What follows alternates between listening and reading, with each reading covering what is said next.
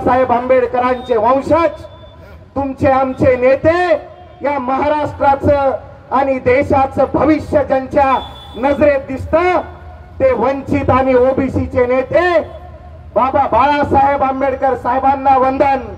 खऱ्या अर्थानं या मराठवाड्याचे भूमिपुत्र, ओबीसी चळवळीचे नायक, ओबीसी चळवळीचे प्रणेते, मराठवाड्याचे भूमिपुत्र ज्यांनी ओबीसी चळवळीचा लढा दिला ते माझे नेते नवनाथ आबा वाघमारे साहेब यांना वंदन. या ओबीसी भटके विमुक्त मोर्चाला उपस्थित असलेल्या व्यासपीठावरील सर्वांना मानाचा जय भीम, जय ओबीसी. मी अधिकचा वेळ न घेता मी ज्या बीड जिल्ह्याच्या भूमीतून आलो त्या बीड जिल्ह्याच्या भूमीत गेल्या 10-15 दिवसाखाली तुमची आमची बहीण, बहुजनाची कन्या डॉक्टर स्वर्गीय संपदा मुंडे यांची हत्या झाली का आत्महत्या झाली याच्यासाठी संबंध महाराष्ट्राने आंदोलन केले. आदरणीय आंबेडकर साहेबांनी, नवनाथ आबांनी आमच्या विनंतीला मान देऊन, आदरणीय साहेब काल तुम्ही त्या परिवाराची भेट घेतली. बहुजनाच्या लेकीच्या परिवाराला आधार देण्यासाठी तुम्ही बीड जिल्ह्याच्या भूमीत आलात. तुम्ही नामवंत वकील त्या परिवाराला दिली.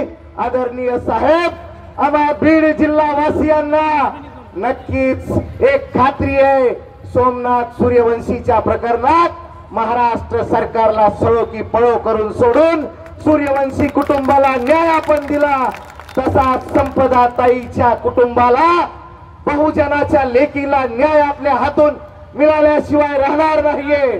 तुमच्या रूपानं 100% न्याय मिळेल. बाकी दुसरी गोष्ट, ओबीसी आरक्षणाची लढाई चालू आहे. ज्या सरकारने, मी त्या दिवशीही सांगितलं, जन्मजात भारतीय जनता पार्टीला मतदान केलेला कार्यकर्ता आहे मी. त्या व्यासपीठावर मी भाषण केलं. आदरणीय साहेब, मला भारतीय जनता पार्टीच्या वरिष्ठ धुरीणांचा फोन आला, तुम्ही आंबेडकर साहेबांच्या व्यासपीठावर असं बोलायला नको होतं. मी त्यांना जग जाहीर सांगितलं, स्वर्गीय मुंडे साहेबांची शिकवण आहे. बाबासाहेब आंबेडकरांनी हे व्यासपीठ दिलंय. जेव्हा जेव्हा आमच्या अस्मितेवर हल्ला होईल, आमच्या संविधानिक अधिकारावर हल्ला होईल, मग ती भारतीय जनता पार्टी असो नाही तर कोणी असो, आमच्या बापाला सुद्धा जाब विचारायला आम्ही घाबरणार नाहीत. त्यामुळे आंबेडकर साहेब, तुमच्या रूपानं या महाराष्ट्राला एक नेतृत्व मिळतंय.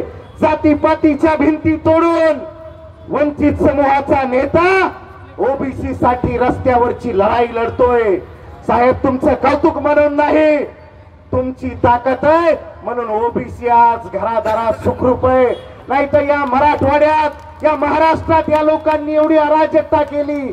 आमचे नेते पंकजाताई असतील, धनंजय मुंडे साहेब असतील, यांच्यावर बेछूट आरोप केले जात आहेत.